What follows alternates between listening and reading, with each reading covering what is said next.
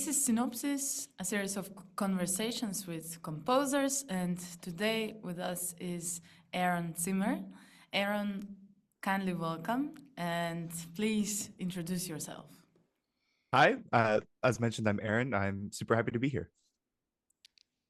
Lovely. Tell us about yourself. What is it that you do? How you perhaps got to music? How you got to composition? What else you do? So yeah, I'm a composer, performer, audio engineer. I just finished up my studies at Peabody Conservatory.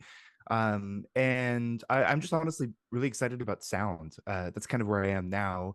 But I got started. I'm a trumpet player, so like a lot of students in the States, I just kind of played in the band for a long time, and I just kind of found my people, and it was really just being in a community of musicians which inspired me to start writing. I just wanted stuff for us to play. Like in band, there's a lot of, I mean, I played in like brass quintets and stuff, but I was not particularly satisfied with the repertoire available to brass quintets. So I thought it would be more interesting to write just for the collection of players that I had around me. And I could never find like good arrangements of music that I wanted to play. It was always like messily notated and not quite satisfactory. So I kind of took it upon myself to write stuff for my friends. And I was lucky enough to join a young composers program at the local like youth band that I played with. And I had my first composition teacher, and then we were kind of like off to the races.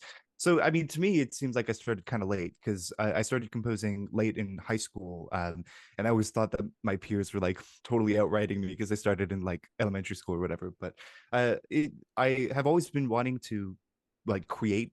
When I was younger, I wanted to be a writer, but it was really when I found just a passion for performance and a passion for the sonic medium. I was like, okay, composition is going to be what I'm going to do. And then I applied to conservatory and, kept writing, and here I am. So do you write any new brass quintets at this point to improve a bit what you said was lacking there? Yeah, well, no, not yet. I've been kind of intimidated by the genre, mostly because of the homogeny of timbres. But I'll get there eventually. I wanted to prove myself as a composer before I felt comfortable enough to return to the genre, which inspired me to write music in the first place. But you said you are still composing for ensembles or brass bands? Did I understand correct? Not quite. I mean, I started a group that has brass in it. It's baritone voice, trumpet, trombone, B flat clarinet, and viola. And so I'm writing for that group. But for the most part, once I started on the compositional journey, it's been kind of more mixed ensembles. So a lot of my friends, like string players, woodwind players, and it's just finding whoever's in the room with me will be like, all right, let's play, and then kind of going on from there. I did catch a lot of string music when listening to your recordings. More lately, that I just have found some really killer string player friends, and a lot of the opportunities at Peabody have kind of like leaned in that direction. But I'm honestly just happy to work with whoever's excited about making some weird sounds with me. So, since you said you also started a group, an ensemble, basically, how important do you find having your own ensemble and also just being surrounded with people that can probably perform your compositions on weekly basis, well, not monthly? How important do you find that? Well, I just am excited to be around musicians, like no matter what. The being in a community of artists is super important to my creative practice. It's inspiring to be around people who are as passionate about this stuff as I am. And forming an ensemble has been a dream for a long time. It's just I want to play. Like I want to be participating in the community. It's like, I mean, performance has never been my primary means of like artistic output. It's not even secondary. I mean, but it's important for me to like play my friends' pieces and to be an active member of the community in addition to being a composer, because it's like that's how you get inspiration and that's how you kind of give back a little bit. But I mean, this is more of a recent thing. We started within the year, and it's I was trying to get it done during COVID, but that introduced some difficulties. So it's been a long time coming, and I'm excited that we're getting started. Yeah, because what I mean, still what I see is that it's great to have people that can play as soon as you write something or you write for them. so you can immediately work with the sound, with the recording, and from there continue on. So that's why I was asking, and it seems like you have that possibility of a quick process of composing, performing, and recomposing, or just composing something very new. Yeah, it really depends on the project. You know, Yeah. with my group here, that is a lot easier since we can like do workshops in the compositional process. But I also have colleagues that are cities away, and that, I mean, modern technology makes it a lot easier to do workshops, but it's Yeah. still a different kind of a thing. Yeah. So a lot of my artistic practice is in all forms. You know, sometimes I get to have immediate response with like sketches, but sometimes as in the case of my string quartet, I didn't know what it was going to sound like acoustically. Well, I had an idea, but I Mm. didn't have any real feedback until the day of the concert, basically. But I would imagine that a lot of people are kind of in that position, you know, where Probably when you most get to, of them, right? yeah, I mean, it's the practice that we're in, you know. So it's, for me, it's like I want to encourage as much local opportunity as possible too. That's the benefit of also living in Baltimore, that there's a little bit more space here than maybe in some of the more busy cities. Mhm. And so I'm just excited to be, I guess, a little bit of a newcomer on the scene, but you know, trying to participate in any means that I can. Mhm. Mhm. And is in your composition, is there a center, something that you're working on developing? If there is, what that would be, perhaps about your composition? What is there to say of it? Um, Yeah, I mean, it's a tough question, right? There, it's, I would say that there's a lot of little things that I could group together into a kind of a big thing, right? So, I guess one big concept that I'm working on is uniting like powerful acoustic phenomena, like acoustic and psychoacoustic phenomena, as a means of emotional human expression. Like really understanding the way that sound can function as a symbol in the way that music can be a communicative artistic language. That's something I've struggled with a long time, especially since, I guess, to talk about my background again, coming from the written word to the sonic medium, is you lose the efficiency of like meaning in text, right? Like like music is an intrinsically inexplicit medium, right? Without program notes, without titles, sound has, you can't explicitly say something, right? Everybody's going to respond to sound differently, but that doesn't mean it's not powerful. I mean, personally, it's just when I hear things like, you know, beating or combination tones, or like just feeling the reverberations and rare fractions of air pushing against my eardrums, like that has a lot of potential for genuinely intense emotional experiences that can be colored and kind of moved in specific directions with like context clues via um, titles and program notes. But I'm really looking for like finding like just powerful sounds. Like the more powerful the sound, the more you can say with it. So lately for me, that's just been that I've been working on just learning more about acoustics and how the human ear responds to sound, and how our translation of the physics of, you know, waveforms, and like how our mind is able to interpret it, and understanding more about that fundamental process will allow, hopefully, my music to be more meaningful and more interesting to listen to. And I mean that in like all of the musical parameters, you know, that's pitch, that's timbre, that's rhythm, the perception of rhythm, and all of these things are, I'm very interested in, and I'm interested in how other people are doing too, because it's like the more you know about the tools that we have as musicians, the better we can communicate. So I think that maybe answers the question. and I guess also the what can be very abstract, the experience of music, uh, you get a different angle on that as you said, explore into the physics and acoustics of sound. It's at that point quite tangible also what we hear. Absolutely. And Yeah. what would you say? Because I saw that you were also an audio engineer, you practicing audio engineer, and how does that influence your composition practice? I mean, what I know is simply that someone who is an active audio engineer just listens to a lot of music and very carefully. So Absolutely. I mean, it's almost a different kind of listening. As a composer, I'm often listening to, the parameters of the music itself, like how, different things like rhythm and harmony are influencing the construction of the piece. But as an engineer, I'm thinking about, microphone placement and EQ and things that are not dissimilar to the compositional process, but things that sometimes I overlook as a composer. And like as an audio engineer, I mean, it's all the same stuff, right? It's like learning more about acoustics because where you put the microphone is completely influenced by how the sound is created and how it propagates through air. And understanding the physics of everything makes you a better engineer. And Mm-hmm. like why a FET compressor is different than a Veramu compressor, for example. It's like understanding the physics of your gear is going to make you a better artist and a better engineer. So it's all different pies of the same, or different slices of the same pie. It's like the it's it's like I said at the beginning, I'm just obsessed with sound. And as an engineer, it's your whole craft is shaping the sound satisfactorily. And like I have to say, one of the things that I'm more recently studying engineering as a formal practice, and like just being exposed to genres that are different than classical music has been a really important part of that too.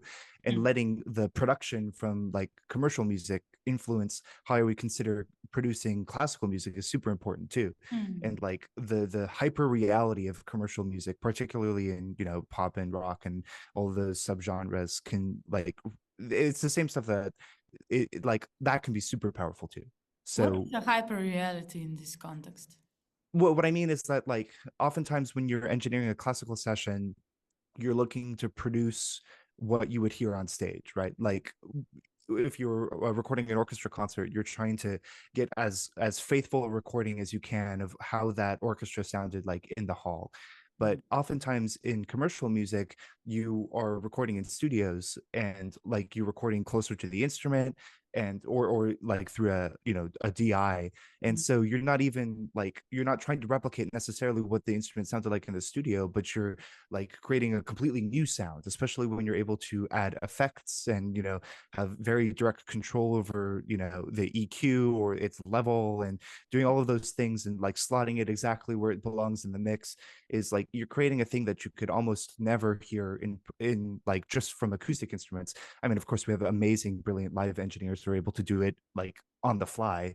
But what I mean by that is that like you get to bring acoustic instruments or electric instruments and add stuff to them that makes it more real than if it were just producing sound in front of you. That's what I mean by the hyper reality.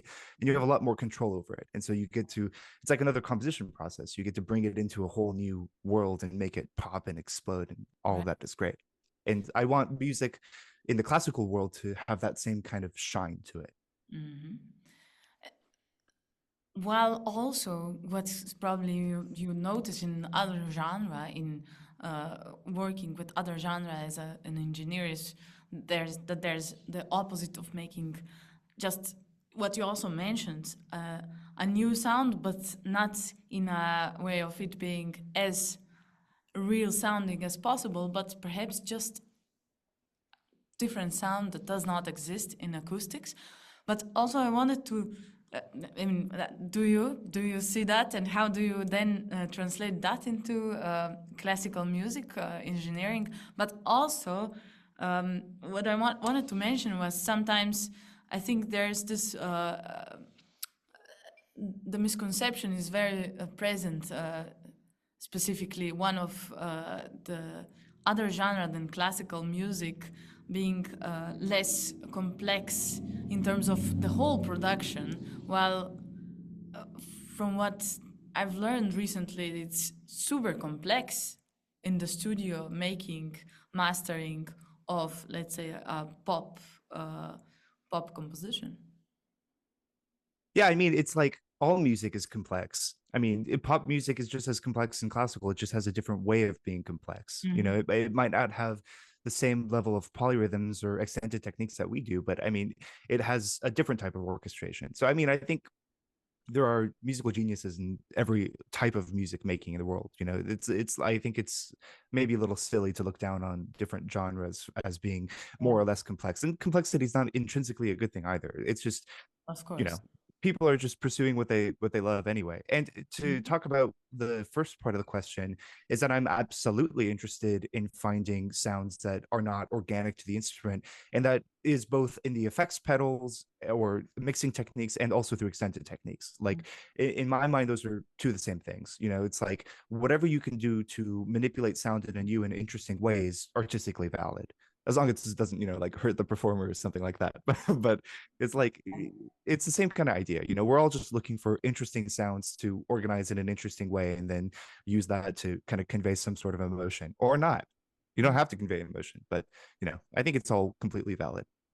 Yeah, when it comes to what you have to do or not, it brings me to just a, let's say, a curious question, which is, what do you conceive of composition as a universal? Do you have a certain, or maybe you can just devise it on the go as we speak, which is, I guess, the affordance of this conversation. A universal notion of composition. What could you say about it? And also, a particular notion of composition in your context. Perhaps I maybe don't completely understand your question. In terms of a universal type of composition, I would say that any organization of sound by some kind of sentient being is composition, whether it be improvisation or notation or whistling on the sidewalk as you're coming home from work. I think any kind of intentional music making is composition. But in terms of my personal means of composition, it's more about like uncovering how sound can interact with us and like using that in a sophisticated way to create interesting like experiments or interesting pieces that use interesting sounds to say something. And what that is going to change from piece to piece. And you're mentioning the interesting sounds, and how do you see those sounds, let's say, that you are able to produce through writing and through leading people towards performance of that? How would you place that in the let's say full history of composition, not necessarily in any genre, but rather in, I don't know, you were mentioning expression, or what is there, what is the goal of that? You already mentioned some answers, candidates for this. Are you asking like how I see myself in the history of music, or more of like, or your output, your compositional output in the whole of the composition? So I would say, I mean, I'm definitely influenced by a lot of people, and I am more firmly within the camp of Western classically influenced contemporary music. That's just the music that I know well. That's the music that I grew up with kind of randomly because I just kind of listened to it on my own as a kid. And so that's Listen to what as a kid? Sorry. Classical music. I kind of just, I mean, my parents aren't musicians. I just kind of found it on Pandora at the time and just ran with it. And that's part of the reason why I am a composer.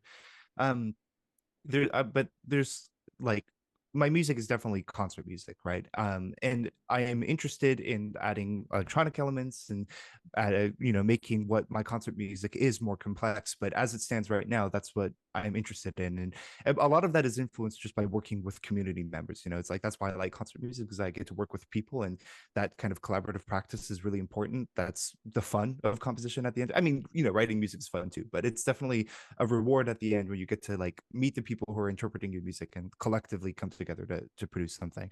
And particularly earlier on in the composition process, where you get to meet people and talk and like do that sort of a thing, is very satisfying as well. But to say about my influences, a lot of it is come from the more recent contemporary classical side, but I'm sure more of it subconsciously goes back then. Recently, I've been particularly interested in just intonation and extended just intonation, so I could probably thank Ben Johnston for a lot of that. Mark Sabat and Catherine Lamb. I'm listening to a lot of those people recently, and I mean everything. I try to listen to everything. which is a kind of a catch-all thing. A lot of people say that, but it's something I'm working on, is listening to a lot of things. It's hard for me to know exactly how I fit in with the, I guess, teleology of history. It's not something that I'm really concerned about artistically. It's more of like I'm happy to listen to everything and allow it to kind of like, ferment in my brain, but I'm not like really concerned with, being the next whoever. I'm happy to write music and have people listen to it. Of course, and I mean, it was perhaps more not to place yourself, rather contribution to it, I guess. I mean, if I see your angle there, and anyway, that's what I was alluding to it, and I guess I wanted to construct something different, a question more close to concerning just the sound, rather than any kind of information about that sound, especially as you were talking about the sound and about the interesting sounds that you are trying to achieve when working with different instruments.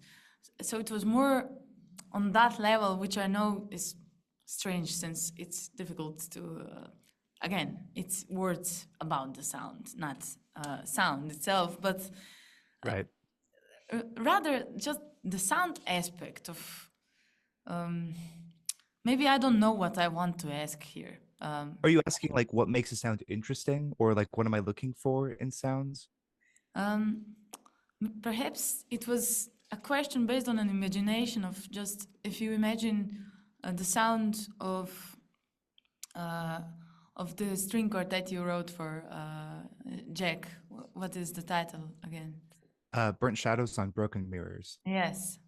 So I guess it was just an imagination of that in the context of all the sounds of history.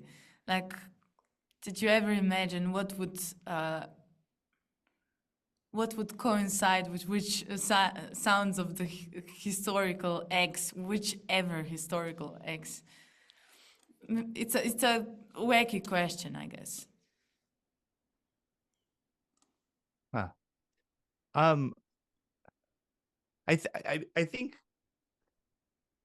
so. What I'm hearing is it's like thinking about how other people would try to imagine these types of sounds, like how that might have been filtered by historical composers or just people in the past thinking about sounds. And Right. I sometimes find inspiration through that, and particularly it's more of a like I guess the retrogression of that, like thinking about or listening to people's music and thinking about how they would have imagined the sounds, like the just the like the whole question of inspiration, like particularly with music that's complex, like where do you get from the core of that, or do you just hear the sound itself, or like what are the different keystones that are guiding your or artistic ear, I suppose. I know personally something that I'm just working on is it's like the sound is oftentimes more discovery than it is like just something I completely imagine and then that imagination goes to the page.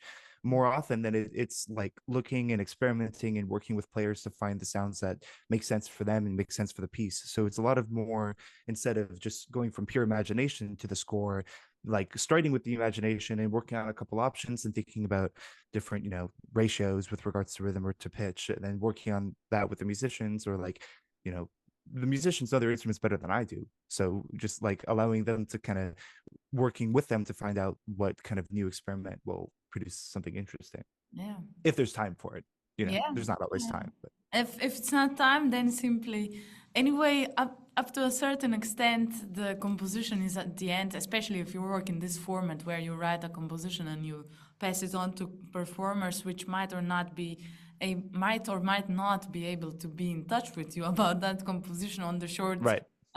term when it needs to be performed. There's anyway so many variables that are open at that point. And okay. And, also, what you explicated was a curious question. If you ask me, how would your string quartet sounds to someone in 1920s, or someone, or maybe to Tchaikovsky, or maybe to Johann Sebastian Bach, what Well, do you I hope think? they like it. What do you think they would have thought? Well, Bach would probably say it's out of tune. Um, but he might like the counterpoint. I mean, he was in what, quarter comma mean temperament, or I mean, he had his own thing going on, so he would probably see what I was trying to do. Um, but I hope he would appreciate the counterpoint. Yeah. Tchaikovsky, I don't know. I fear I don't know him well enough to try to guess what he would think. But Claude he, Debussy. oh, Debussy, I think he would like it, particularly the resultant harmonies that come. Um, yeah, maybe, maybe he would think it's again out of tune, or like, Yeah. not enough vibrato, not expressive enough, perhaps, for Debussy. But Or who do you know really well, and you could think of their interpretation? who? That's a So maybe Webern would like the way that like the rhythm was organized, though the pitch isn't serial, so maybe that would be to his distaste. But it's certainly organized. So so And maybe he would like find the organization interesting. yeah. That piece is particularly interested in, oh, maybe you know who might like it would be like Josquin, or some like early music, or like Palestrina or something. Dufay, Uh-huh. like early like Renaissance and medieval composers who were also I mean interested in the things that I'm interested in, Yeah. you know uh, counterpoint, polyrhythm. um I feel that I also don't know necessarily how much they were interested in just intonation or Mhm. the implications therein, but maybe I think they would like it. Maybe they would. And what about Arnold Schoenberg? Mm. So my dissonance is certainly emancipated. So that's there's that. Um, so I think he would. Yeah, actually bringing up Schoenberg is kind of interesting because I'm very interested also in the like what is consonance and dissonance. That's something that it's like is a really important question for me, and I don't necessarily mean that just in pitch. Like, Hmm. what is consonance in rhythm, or like what is consonance in timbre? What is like it's a composition thing. Like understanding tension and release is a big part of being an educated composer or just being a musician. So to talk about Schoenberg and understanding like the emancipation of dissonance, I would probably disagree with that notion as a composer because I'm very interested in dissonance, but I'm also interested in its juxtaposition or its opposition. So I am more hierarchical than Schoenberg. I definitely believe that although I do like his music and I'm interested in it, it's not what I'm trying to write in my music. I don't think that I'm looking for those moments of like drama that come from sound and allowing those to influence the ear and result in the hierarchy of the overtone series or the hierarchy of rhythm. Um, Hierarchy of rhythm meaning like for me consonance and dissonance and rhythm is something I'm experimenting with is like clarity or not clarity, and in clarity in the sense of complexity. For me, when I listen to things, when things are homorythmic, that is a sort of consonance as opposed to complete, I guess, dissonance in the sense of a lot of rhythms going on at once that may or may not have some kind of relationship to each other. And then maybe that relationship simplifies like from a more difficult polyrhythm to a simpler one, or a more complex polyrhythm to a simpler one. And that is kind of like a consonance dissonance relationship. So in that sense, Schoenberg probably would have a fight to pick with me with regards to how we're considering music in a structural level. And certainly the later total serialists would have some problems with my notions because I'm definitely interested in the organization of parameters Yeah. in a similar way, but it's completely dissimilar in that I think that the ear should have a more prominent role in understanding how we can organize sound. Like I think intuition isn't a huge part of. I mean, intuition is a part of a lot of music making, and it certainly has a role in mine. But I have to say that I'm also interested in systems and organizations and parameters and all that kind of stuff. That's equally as satisfying. But at the end of the day, I do want there to be some sort of satisfaction in Mm. in the hierarchical relationships between the like parameters, and allowing there to be a an unevenness that results in tension and release. Mm-hmm. And that one also comes from my very modest knowledge. It's still from just the biological of a human being, right? Well, I mean, that's kind of the question, right? Like, is consonance a cultural thing or is it a human thing? Like, do we actually biologically like simple ratio harmonies that are consonant, or is it something that we've learned to like from our upbringing? Mm-hmm. And I don't have that question. Maybe more intelligent people who have researched this do. And I'm starting to understand that question. Some people certainly believe that when harmonies are more fused or more that they don't have dissonances in the higher harmonics when they're combined, that is like that, the way that it interacts with our critical bands in the ear, that like discomfort is a natural thing, right? Like that's why we don't like dissonances or we don't relate to them. But certainly in my own musical experience, I've grown to love dissonances. So can it truly be a biological thing? Or when I go to the piano and hit the minor second, I'm like, yes, that's what I want to listen to. Like if that's certainly the case, then there's some play, is what I'm trying to say, is that the relationship between consonance and dissonance is complex, and understanding it, how we interact with it both as a personal and as a societal level and also as a human levels, deeply interesting to me, because like that's how we make meaning, or it's certainly one of the ways that we can make meaning with sound. Yeah, so that's what I'm thinking about with regards to No, I mean, and since you were already mentioning like the text, the words, the options of that versus music, the difference between. It brings me to a question about the titles. So, how do you place your titles of the music? It seems a bit of an obscure question, but then again, it is one point at which anyone that listens to the music, at least most of people probably, interacts with that sound through a word, through words.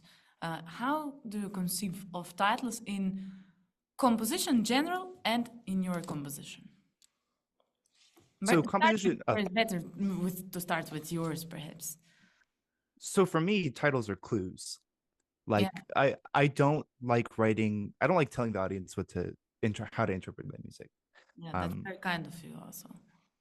so I don't know about kind, but certainly, I mean, I do that in a way that it's important for me. I love music because it isn't explicit. Like I love the vagueness of a piece, and I try to preserve that in my titles and program notes. But I'm not so much interested in it being completely a blank slate. Like my titles and my program notes are there to give like an implication of meaning. They're there to say like, this is the tone of the piece and this might be what I'm talking about, but it's up to you to figure the rest out. Mm. And that's I often sometimes like, which people get upset at me with, but I don't like writing program notes a lot of the times. It's like, and if I do write program notes, they're as vague as my titles are, or they're like poems that are like somewhat associated with the piece. So that there, in that way, titles have a very like specific function. They're Yeah. there to give a sort of kind of a clue to what the meaning of the piece could be, and they're there to set the mood of the piece before it starts. And yeah, that's kind of what they're there for. And I think other people have different reasons for titling. I mean, I would imagine that it's quite similar for a lot of other people, but some composers are more explicit with what they're trying to say. They say, I see a problem in the world and I'm addressing it with this piece.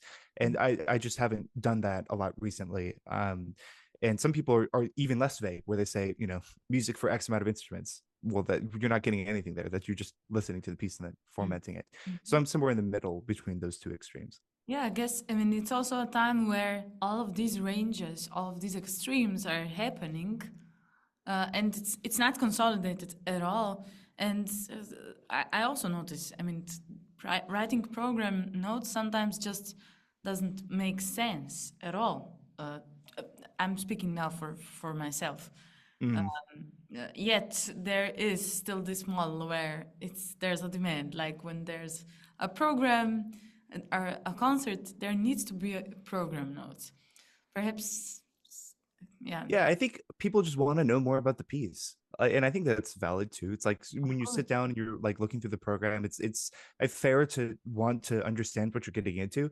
Mhm. This is something I've talked about with some of my friends too. It's like it would be really nice if you could put like how long pieces were sometimes in programs to say like this is a 30-minute piece so that you could like prepare for a 30-minute piece because it's Mhm. much different doing Sure. that as opposed to listening to a 5-minute piece. But it's like I totally understand the desire to know like everything about the piece, and particularly when it's a living composer and you can go like talk to them about it. But and sometimes I'm like wanting to play to that desire too, like just to give just enough information for people to be excited for the piece to happen, but not so much that they already know what the piece is going to be before it's played.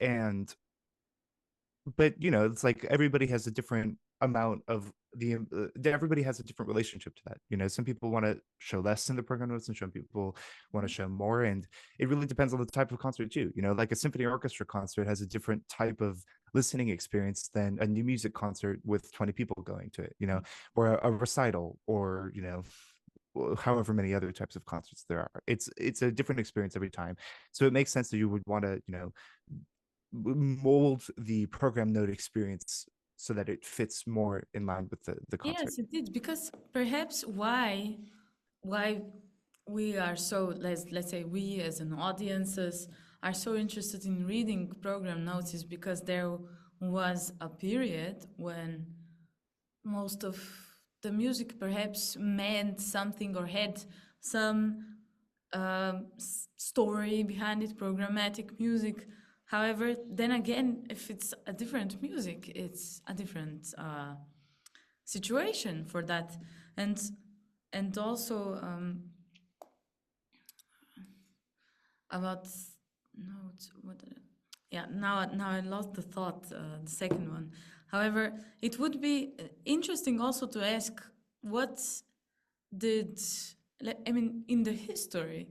Uh, what did composers say about their compositions? Were they program notes? I mean, okay, there was a romantic when you knew the pieces for someone's love, and there was perhaps a symphony that was written in the pain of this and this event, and still, when you think of it, it's yes, it's about the expression of a composer influenced by that, but still, in the end, it's basically perhaps we're just interested in the trivia surrounding the process of composition. Well, it certainly helps musicologists later figure it out. Right. Yeah, and then there's the role of musicologists in that. Yes, also. Um, so yeah, Yeah. just thought, because in the end, when you think of Bach, there was no program notes. He just brought it to the mass, to the church, and there was a mass, and everyone sang it. I don't know. I'm not an expert, but I guess people that were composing in chords. Um, was there something said about it? I understand if there was an opera about a scandal in Rome, but which anyway is its own medium, right, in music. Mhm. But if someone was just a chord composer, what did they say about their music? It's dedicated to this and this king, or Well, I mean, in Bach's case, it was pretty evident that it was about God, right? I mean, that yes, was the point of yes. his music. So I think like everything, when there was a point to the music, it was communicated. And Mhm. when there was a more obscure reason, or if the reason was just that we need music to dance to, that was Mhm. the reason. You know, it's more of a, I guess, modern, but how long is modern? A couple hundred years, modern conception of when extra musical meaning became more of a significant part of our conversation as composers and consumers of music. But certainly in the wild west of composition today, there's the, you know, whatever type of composition you want to do, what how extra musical you need it to be will be communicated in your notes, Mhm. or you know, the dreaded talk before your piece when you have to go and explain it to the audience, then you get to share as little or as much information as you need to. But then again, you said with Bach it was clear. It's about God. It was about honoring glory, singing glory, giving glory, honoring. I don't find the correct expression right now, but it was clear what it is about. Perhaps this is a part of an answer because today there's so many composers Mhm. that are listened to by very very diverse audiences that are sometimes all over the world, not ever going to meet that composer that they listen to, and it's not clear what their, not that composition specifically, but their whole compositional output is about. Maybe that's also a reason why there's perhaps a bigger need Yeah. consuming Well, I them. think it's a good thing though. I think that like obscurity or that kind of that space where you don't know what the composer's trying to say is generally it's a good thing. Unless there's a really important message that the composer's trying to say, then it's kind of their job to make it known, whether it's through the program notes or through the title or whatever. But that ambiguity that we live in as sound artists is in my opinion, it's a wonderful thing. So I try to preserve it. Yes, also. Um, and yeah, what I caught the thought from before, which was then again, if you perhaps in that case, perhaps a composition note is a place where you can um, try to uh, give access to the listener, not to any kind of unexisting programmatic content, but rather to this, I don't know how to call it, this part of your compositional outlook. Yeah, I mean, it's the first thing that a lot of people look to, so it's important to make a good first impression. Yeah. And priming the listener is an important thing. You know, it's like we think a lot about the relationship between expectation and the fulfillment of that expectation. I think that is the same conversation as consonance and dissonance. You know, dissonance prepares the expectation that it'll be relieved. I guess that it's not really fair anymore because we have a lot of just dissonance for dissonance's sake, but certainly the idea that the listeners are interacting with the music in some way, right? There is some kind of understanding of some kind of conscious either prediction or subconscious prediction of what's going to happen next, or in also the simultaneous processing of what just happened. And that idea of understanding that expectation is a really big part of, you know, crafting the processes that govern musical parameters. And it certainly, it doesn't have to be a process, it can be intuitive as well. Like just the manipulation of patterns and how that will unfold over time is all dealt with expectation. So with regards to program notes, you're setting a base level expectation. You're saying this piece is XYZ, and you're priming the listener for it. Or And if it's, maybe you're not priming them because yeah, your intention is to distract the hell out of them. I'm right, jokingly putting this, but I mean, that's completely valid too. because you Like, said it's good. You could write a duration of a piece if it's 30 minutes long, because yes, that is a long. I mean, okay, not compared to 4 hour opera, but it might be depending on the sound a very long time. right. Well, all of it is expectation, right? If you're saying this is a 30-minute piece, then you're setting the expectation for the listener that it's going to be a 30-minute thing. So already you're listening differently than you would if it was a 5-minute piece. And if you don't want them to listen differently, then you don't tell them. Or and if you don't want, like, the by writing a misleading program note, you're also manipulating people's expectations with the piece too, because you're priming them in one way and it's completely, you know, messed up when the performance happens. So it's like all mediums are communications from creators to the audience, right? And most mediums are like working on this question of how do you manipulate expectation, or how do you set up expectation and fulfill it in an interesting way. Mhm. um and one of my composition teachers was always said that the role is you should like set up expectation, but and fulfill it, but do it in a way that they weren't expecting. Like set something up and then surprise them, but still like leave them satisfied. That is good composition or good art making. And it's something I try to do. I don't know if I'm successful every time, but it's certainly something that has influenced the way that I create music, and certainly with how I set up my program notes or how I just talk about my music with people. It's a lot of just like not telling too much, but saying enough so that they're interested, and then allowing the music to surprise them in Yeah. hopefully a good way. Well, if I speak from my own experience, I didn't expect for burnt shadows on broken mirrors to. Uh, it was a really soothing listening experience. Just of beautiful performance of that. Yeah, Wouldn't well, wouldn't expect. I thought it would be perhaps something more violent or something. I don't know. I mean, it's beautiful. I mean, it also helps when you have Jack Quartet playing. They certainly make it easy to write good sounding music. But the for me, it's a somber piece. It's like the I set up the expectation for it to be perhaps violent, but I wanted to play with that kind of, the in between emotion of I guess kind of like melancholic nostalgia, or some kind of like a just a gentle sort of sadness, like a gentle sort of morose kind of relationship, the kind of the evil of mundanity or something like that. Just like that super, I guess, soothing, but soothing in a tinged way was kind of what I was looking for. What I observe is also how eloquently you speak about uh, music and the compositional practice. Do you think of that ever, of any correlation of how one speaks to how one composes to how one can hear the music?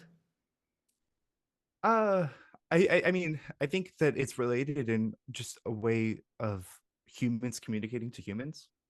Mm-hmm. Um, I am just excited about music, so that's kind of what happens when I'm just excited. I just talk a lot, and then people listen sometimes.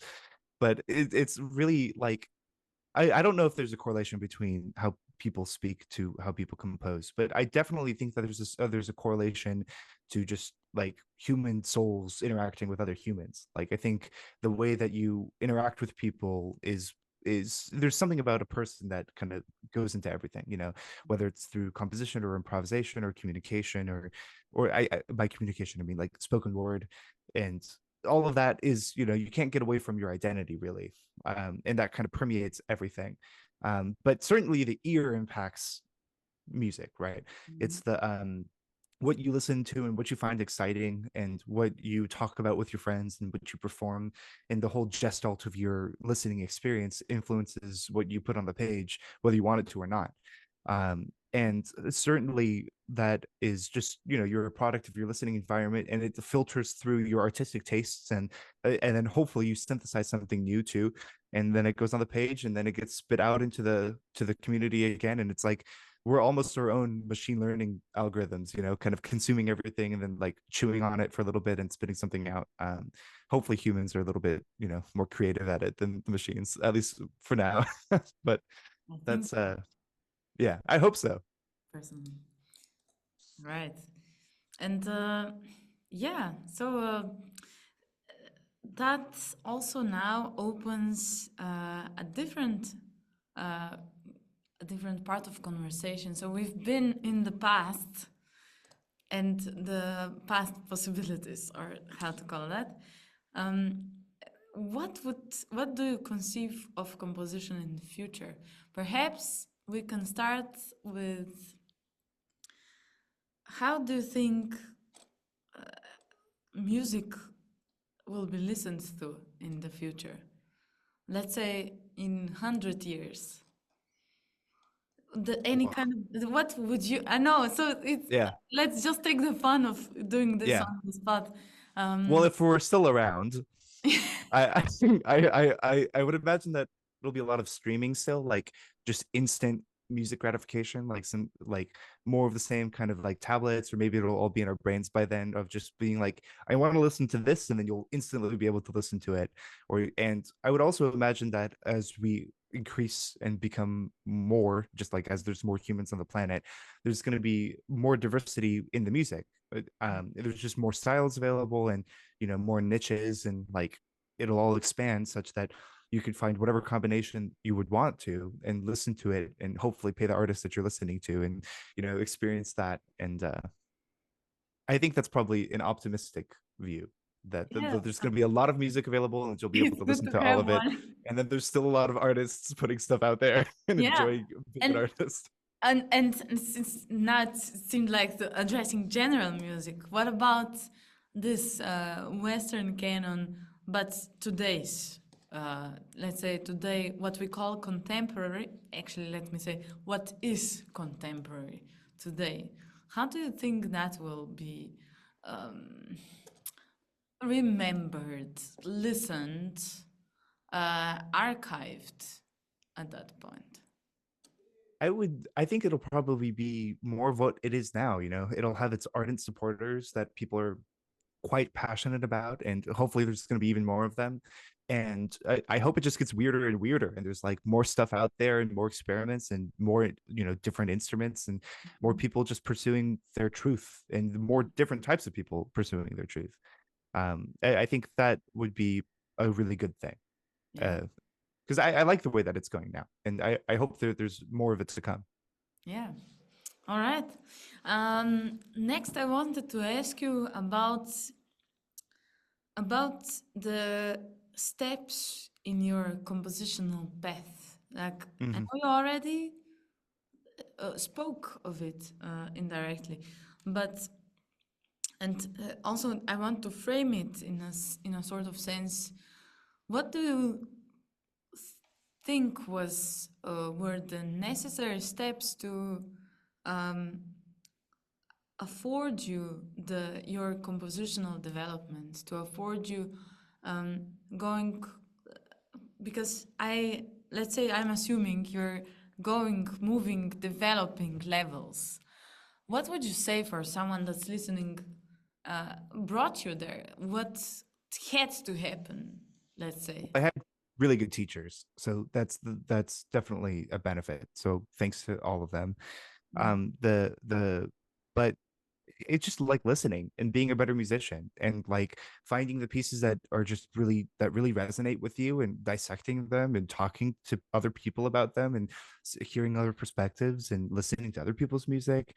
It's just like I think that growth comes from, well, from all of that, but also from just putting stuff out there. Like you need to write a lot of bad music before you write any good music. It's just kind of a part of the process. And even after, to the point you get to writing good music, you're still going to write bad music sometimes. Like this is going to happen. um and it's okay with those.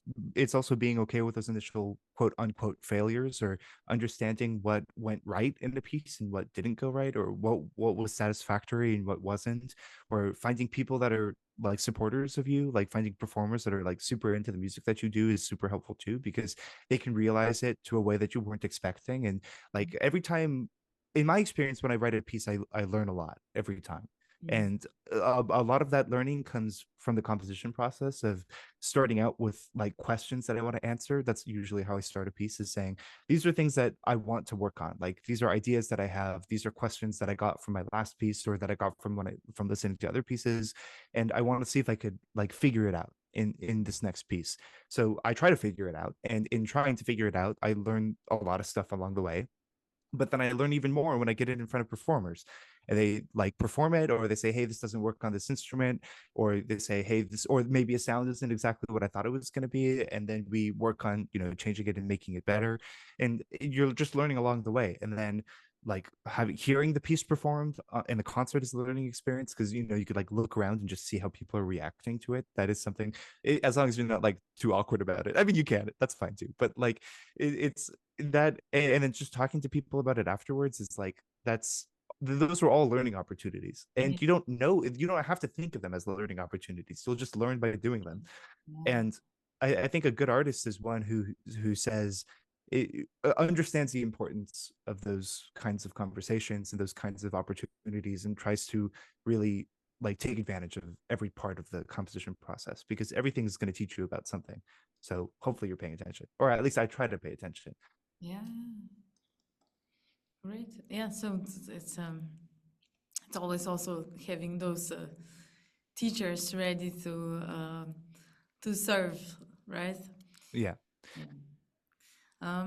So closing, arriving to time when slowly we can close. Perhaps something that you deem necessary to add to this conversation, or anything that you would say, or if not that, something that you would now say as a program note to someone that will go to your to your website and listen to your compositions. I would say that I'm just happy to have the chance to be a composer and to write music, and I'm grateful for all of the opportunities that I've had and that I get to work with amazing people and amazing musicians. So I guess a thank you to all of the people who have made that possible. And I just want more people to play more music. I think that the world just needs more music to exist and more people listening to it. And I think I'm just happy to be a part of a community that is so open and interested in exploring the vast reaches of human possibility with regards to acoustic production. And I'm, send me cool stuff too. So if you find my website and you have stuff to show me, I'm happy to listen. But I hope you find my stuff cool too. So that's where I'm at. All right. Thank you very much for joining to this joining in on this conversation. This was the second episode of Synopsis, series of conversations in the Institute Abecedas organization. Thank you for listening.